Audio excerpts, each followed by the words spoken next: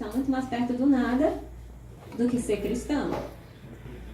Estamos perdendo muito, muito. Estamos deixando perder muito da nossa experiência cristã. A gente está deixando cair, né, pelas nossas mãos, como areia. Está indo, está se indo. Né? E isso é uma coisa muito forte. Né? Ou a gente vai ser cristão de verdade, é a tal coisa. É melhor a gente ter cristãos de qualidade, católicos de qualidade na igreja, do que não ter aqueles assim que é mais ou menos. Esses mais ou menos ameaçam muito mais a fé do que, né, aqueles que são indiferentes. Porque esses mais ou menos, que nem a gente diz, vai empurrando com a barriga, vai empurrando, mas não está lá nem está aqui. E diz o Apocalipse que, né, quem não é quente nem frio é vomitado. Porque o morno não é tolerado. O testemunho ainda dá muito mais antigamente, um testemunho de amor, de vivência, de fé. Hoje o testemunho que é dado, ele deu 10 milhões de dólares, estão muito bem, olha como é que eu sou. É muito material. Esse testemunho não é nada, tudo materializado. É. A matéria passa, você morre e fica tudo aí. Os bilhões de dólares tá aí. E a tua salvação? Né? Então, assim, eu não sei, assim, a gente tem que rezar muito.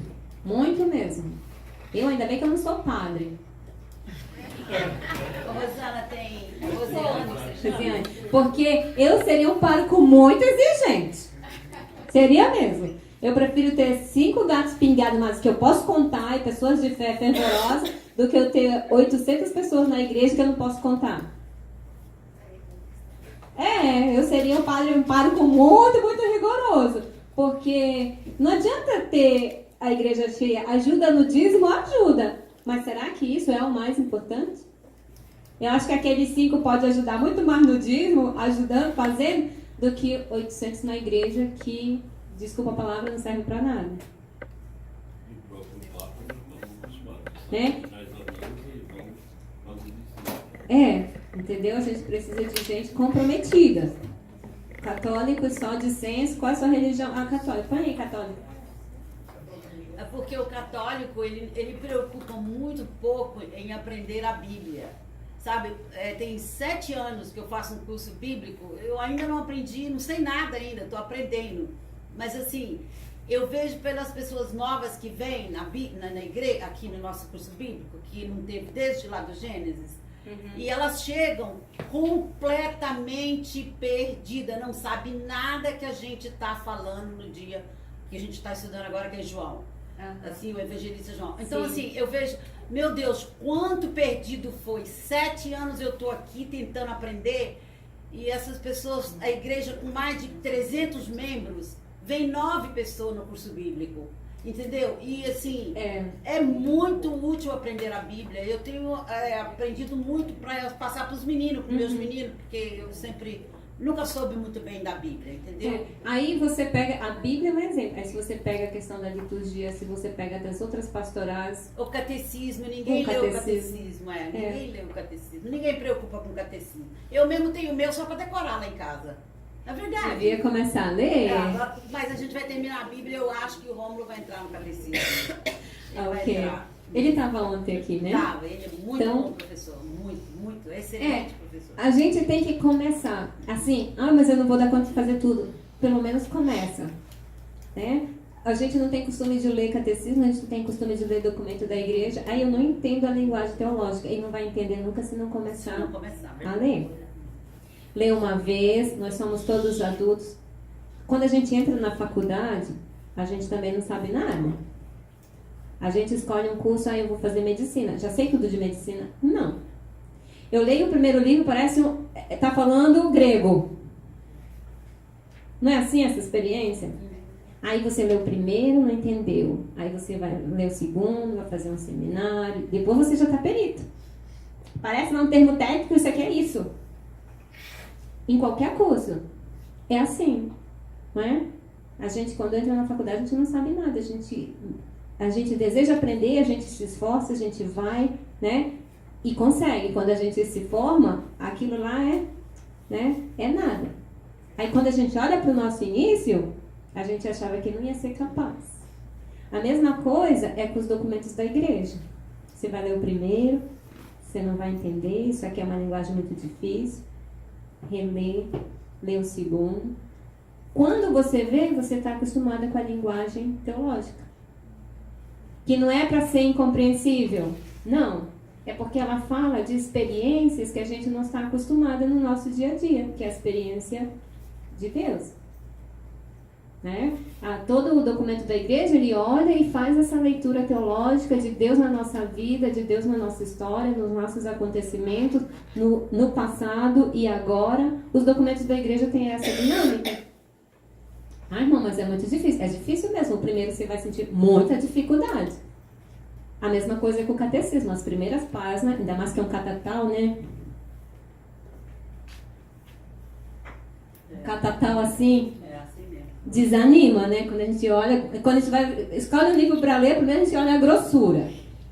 Se é grosso, meu Deus, será que eu vou dar conta? Os adolescentes têm Harry Potter que é dessa grossura. E a letra não é grande. Porque o outro elemento a gente vai ver se a letra é grande. Né? Se o espaço é grande entre as letras, porque isso vai contribuir na grossura do livro. Aí quando a gente pega que a letra é muito pequenininha, meu Deus, não vou acabar. Né? Assusta? Assusta. Mata? Não. Mas tem que começar. Né? Pede ajuda para... Hoje, graças que a gente tem a internet. A gente não entende sozinho, a gente vai lá no Google, pergunta pro Google. Google sabe tudo. Tudo, até da nossa vida. Sabe tudo. Né? Então, deparou com uma dificuldade, vai lá no Google, pergunta para alguém. Hoje a gente tem, às vezes a gente tem preguiça de fazer, de encarar, de começar. Porque recursos e meios, mesmo para fazer sozinho, a gente tem. E eu conseguiria, com certeza. Hoje, com a internet, a gente consegue qualquer coisa. Então, você pega um negócio aqui, você encontra lá mastigadinho, bem esmiuçado, explicadinho, né? Então, assim, falta muito, assim, vontade pessoal e determinação para fazer. A gente põe mais dificuldades. Eu vou começar no ano que vem. O ano que vem é muito distante. Eu vou começar na semana que vem, mas a semana que vem nunca chega, né? O dia mais distante é o amanhã. Amanhã eu faço. Amanhã eu faço e o amanhã nunca chega. Né? Então, assim, a gente precisa começar. E ter que determinar. Vai encontrar dificuldades? Vai. Se não fosse, todo mundo já estava fazendo, né? Mas a gente precisa fazer. Vamos encarar o catecismo, vamos encarar a Bíblia, os documentos da igreja. A Sagrada Escritura, né, em toda a vida, a tradição da igreja, ela sempre esteve presente, né? Ela esteve presente nas devoções, nas penitências, nas festas, nas romarias, né? Nos provérbios populares, no Brasil a gente tem muitos provérbios populares da sabedoria do povo, e você diz assim, você olha, é a Sagrada Escritura na boca do povo, dos simples, de pessoas que não sabiam ler, de pessoas que não sabiam escrever, mas elas sabiam a palavra de Deus, né? Quando a gente diz assim, quando a gente ouve as pessoas dizer, Deus é amor, onde está isso? Na carta de João, isso é bíblico, né? Não é só uma sabedoria popular, mas é uma sabedoria popular que vem da Bíblia. Então ela faz parte, a Sagrada Escritura. Eu não sei aqui nos Estados Unidos, que eu não conheço muito a cultura americana, mas isso no Brasil é muito forte, né? Os nossos provérbios são muitos baseados na Sagrada Escritura, os nossos provérbios populares. A Sagrada Escritura também estava na pintura, sobretudo das igrejas, né? As igrejas antigas, as igrejas que vieram da Idade Média, eram verdadeiras catequeses, as pinturas que estavam lá, né? Aí você vê, você tem o grande exemplo é a igreja do Vaticano, né? A igreja de São Pedro. Você tem o Gênesis, né? Isso não é a Sagrada Escritura na linguagem da pintura? Ou seja, a Sagrada Escritura, ela perpassa diferentes linguagens, não só a escrita, né? A linguagem da canção. A gente tem cantos que são verdadeiros textos bíblicos, tal qual salmos, né? A gente canta salmos. Então, assim, a linguagem da arte, ela é assim, embebeu muito, as artes têm muito da Sagrada Escritura, né? Então, ou seja, para a gente facilitar também a questão do ensinamento bíblico com as crianças, a gente pode utilizar as artes, né? Elas ajudam porque elas falam de uma linguagem que não necessita da razão propriamente dita para ser entendida. Uma pessoa que não sabe ler, consegue ler uma pintura. Né? Uma pessoa que não sabe ler, ela entende uma canção.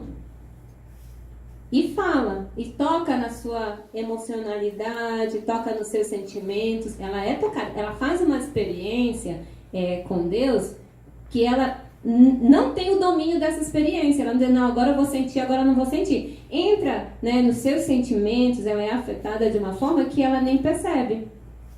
Ela sente alguma coisa, ela se emociona, ela chora ao ouvir aquela canção toca alguma coisa na vida dela que ela não sabe. E que ela não tem o domínio, né? Quando a gente escuta uma música, que a música nos remete a uma experiência, a gente não tem o domínio. Não, agora eu não vou lembrar, não vou escutar. Isso não acontece, né? A Sagrada Escritura também estava no teatro, as peças clássicas que a gente tem de Shakespeare e outros escritores clássicos, né, da humanidade, também estavam ali, a Sagrada Escritura estava presente. Era uma forma também de catequizar. Os cantos, as narrativas, né? Ou seja, a gente tem um acervo, uma tradição com a Sagrada Escritura muito rica e que foi, sobretudo, possibilitada pelas artes, né? Muitas coisas que permaneceram hoje veio através do cultivo das artes, das diferentes artes, né? E a gente agradece, porque chegou até nós por esse canal. Né? Os grandes escritores, os clássicos, como tem o Dante Alighieri, que é um escritor italiano, escreveu lá a Divina Comédia. A Divina Comédia trata do céu, do inferno. Né? Então, assim, a gente tem grandes preciosidades, grandes riquezas na história da humanidade. Né? Então, assim, há os meios, né? E a Sagrada Escritura, ela está o tempo todo nos cercando. A gente está cercada por essa palavra, não só pelo texto impresso, mas de muitas formas através das artes. Então, agora, para você catequista, né?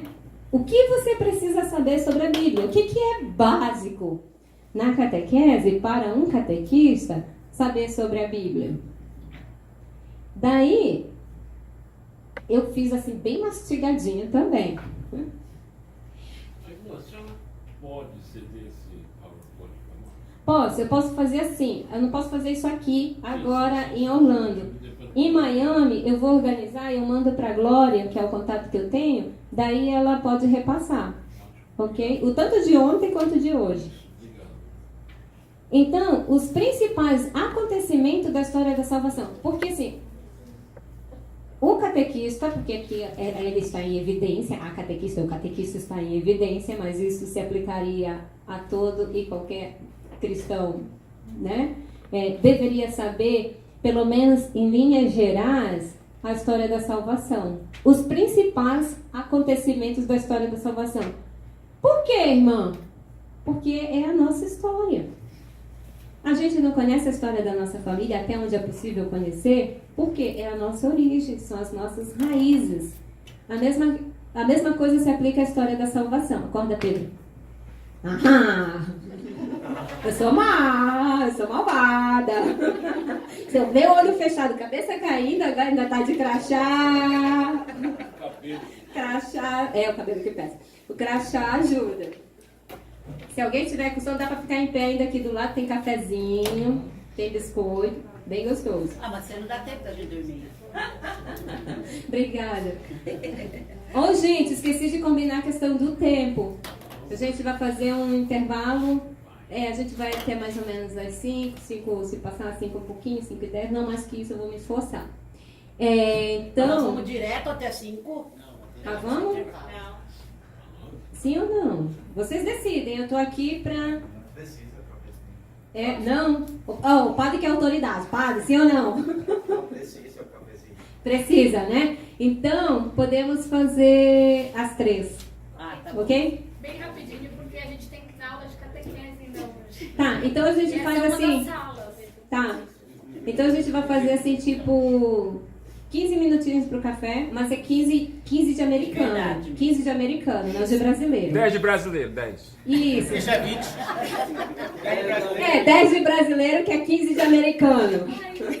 E não mais que isso, tá? Pra gente poder dar conta. Então, os principais acontecimentos da história de salvação do Antigo Testamento, essencial, isso aqui tem que ser tipo assim, aqui, memorize, na cabeça, entendeu? Não é no caderninho de anotação, não é no diário pessoal, não, é aqui, na cabeça. Você pensa a criação, a história de Moisés, a libertação, entendeu? É aqui, é na cabeça. Então, é isso, é a criação, a aliança com Abraão, porque Abraão é nosso pai na fé, né? Então, assim, a gente não esquece o pai na história da nossa família, né? Então, a aliança com Abraão, o êxodo, né? E a história, toda a história de Moisés com a libertação, a gente sabe fatos, né? Mas saber que há o êxodo, a história de Moisés, tem que saber. Não precisa saber lá todos os capítulos, versículos, vírgulas do livro do Gênesis. Mas você tem que saber que dentro da história da salvação tem a história da libertação com Moisés. Tanto porque no Novo Testamento, Jesus é considerado o novo Adão. Moisés. O novo Moisés. O Adão também. É essa visão. Jesus é o libertador. É no Novo, mas No Novo Testamento. Jesus é o novo Moisés. Né? Ele é o libertador. Então, você deve saber disso. Né? Os reis de Israel, os principais, aqui estão os principais, esses não foram os únicos. Né? Saul, Davi e Salomão, esses foram os mais famosos, podemos assim dizer, porque houve outros reis no reino de Israel. E também os profetas. Aí, se eu for perguntar quantos foram os profetas, irmão, tá fazendo a pergunta difícil. Esses dois são os maiores. Sobretudo Isaías, a gente lê muito na liturgia. Né? No Advento, a gente lê muito o profeta Isaías. E na Páscoa, também a gente lê o profeta Isaías com o cântico do servo sofredor. Isso, Pedro, é para acordar. Muito bem. Toma quente. Eu não dormi, eu só fechei o olho assim. Ah, sim, claro. Claro. Eu não pensei que você estava dormindo. Não, imagina. Eu só quis impedir que você viajasse. Eu tava pensando mais profundo. Claro. Eu entendi que não era a hora ainda de aprofundar interiormente. Ainda está no conteúdo, a aprofundar só depois. Eu acho que melhor quando fecha os olhos. Então, do Antigo Testamento, esses são os 5 pontos que você dá conta de todo o Antigo Testamento. Né? A criação. Vamos repetir, que eu vou perguntar isso depois, vai ser pior, hein? A criação, a aliança com Abraão, O êxodo e a história de Moisés, os reis de Israel, Saúl, Davi e Salomão, os profetas, Isaías e Jeremias. sobretudo, porque há muitos outros. Né? nós temos Nabucodonosor, que é um super rei. E quanto mais detalhes você souber, melhor. Esse daqui é tipo assim, o básico, o mínimo necessário. Que quando você pensa a história da salvação, se fosse perguntar, Neia, fala pra mim os grandes acontecimentos da história da salvação. Entendeu? É o básico. É começar daí. A história da salvação tem essas partes. Isso seria assim, grandes partes da história da salvação contida na Bíblia. Isso é a história da salvação contida na Bíblia. Porque depois a história da salvação continua extra Bíblia, né? Fora dela. Do Novo Testamento, esses 4 pontos são essenciais. A vida de Jesus, como falamos a questão dos evangelhos, a paixão, a morte e ressurreição de Jesus. A vida de Jesus é todo aquele anúncio do reino, os milagres, os seus ensinamentos, as parábolas, né? Isso compõe a vida de Jesus. A paixão, a morte e ressurreição é estritamente a narrativa da paixão, né? Quando ele assume, né? E dá a sua vida, morre na cruz e ressuscita. Muitas vezes as pessoas falam muito da morte na cruz e esquecem da ressurreição. Só que a ressurreição ela é mais importante, né, que a morte na cruz. A morte na cruz não teria sentido nenhum, seria mais uma morte se não houvesse a ressurreição. Seria a morte como outra qualquer. Rosiane, todos os outros deuses, quando você fala para alguém, ele tem, né, o Buda tem esse Deus, aquele Deus, a diferença entre o nosso Deus é que ele não está morto. Que todos os outros deuses que eles têm por aí para adorar estão mortos. E a diferença entre o nosso Deus, que é Jesus, para nós, está vivo, está ressuscitado. Então é uma diferença muito grande. É grande. Eu aprendi há poucos dias como responder isso daí. Quando a pessoa fala, por que você acredita que o seu Deus é melhor do que o meu do espiritismo ou do budismo? Porque o seu Deus está morto. Os seus Martins Lutero da sua vida está morto. O meu não está, o meu está vivo no céu. Entendeu? O meu Jesus... E algumas religiões não têm um Deus propriamente dito, né? Como o budismo não tem. O budismo não tem um Deus. Exato, não tem. Não tem um Deus. Então, Né? porque Por isso é eu muito mais acredito considerado uma filosofia de vida, um estilo de vida, do que uma religião. Né? Tanto que tem budista que pratica outra religião, tem outras de outra religião, tem católicos que praticam budismo, eu não sei como isso concebe, né? Mas enfim, quando você pergunta, eu sou católico, eu não sou budista, não, eu sou católico, mas pratica budismo. Enfim, na minha cabeça também não entra. Mas tem, né? Então, assim, realmente, nosso Deus é um Deus vivo. É católico e espírita também é muito parecido, sabe? Ou é católico ou é espírita, as duas coisas não se Eu sou combinam. espírita. Eu falei, você não é católico, cara. Eu sei porque eu tô falando que eu sou católica. Você não é católico. Você é espírita, não confunde a minha religião com a sua, porque não tem nada a ver. Quando eu estava fazendo, eu fiz mestrado em Ciências da Religião na PUC de São Paulo. Daí eu tive que fazer estágio numa turma, eu fiz estágio numa turma de pedagogia. Daí eu comecei, meu primeiro dia no estágio, eu fiz uma dinâmica, fui trabalhar, né, fiz uma dinâmica com eles. Aí comecei a perguntar assim, eu fui trabalhar a diversidade religiosa, era esse tema que eu ia trabalhar. Daí comecei a perguntar, e tinha muitos espíritas, muitos. Aí perguntar, eu sou católica, mas frequento o centro espírita. Eu sou católica, mas frequento o centro espírita. E aquilo foi me incomodando, porque isso não existe, né? De ser católico espírita, não existe isso. Isso é aberração, literalmente, isso é aberração. Daí chegou uma hora assim, eu sou católica, mas não sou espírita. Eu, vem cá, já estava né? Aqui, né? Porque é assim, na turma de jovens, assim, um diz, o outro vai repetindo, né? Falei, você frequenta onde? O centro espírita. Falei, então, desculpa, você não é católica, você é espírita. Porque aonde você frequenta é a sua pertença. E não dá para ser católico e espírita. Então, é melhor você dizer assim, eu sou espírita. Já fui católica, mas eu sou espírita. É mais justo. Pensei que você fosse pedir para incorporar o Espírito Santo. Não posso.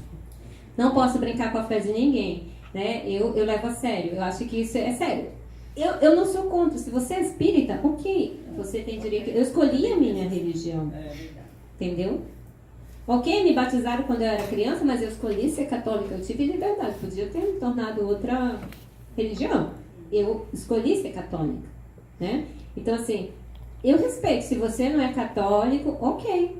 Você tem o direito. Eu fiz escolha, você tem o direito de escolher. Agora, eu também, como católica, tenho o dever de esclarecer que o seu pensamento não está correto.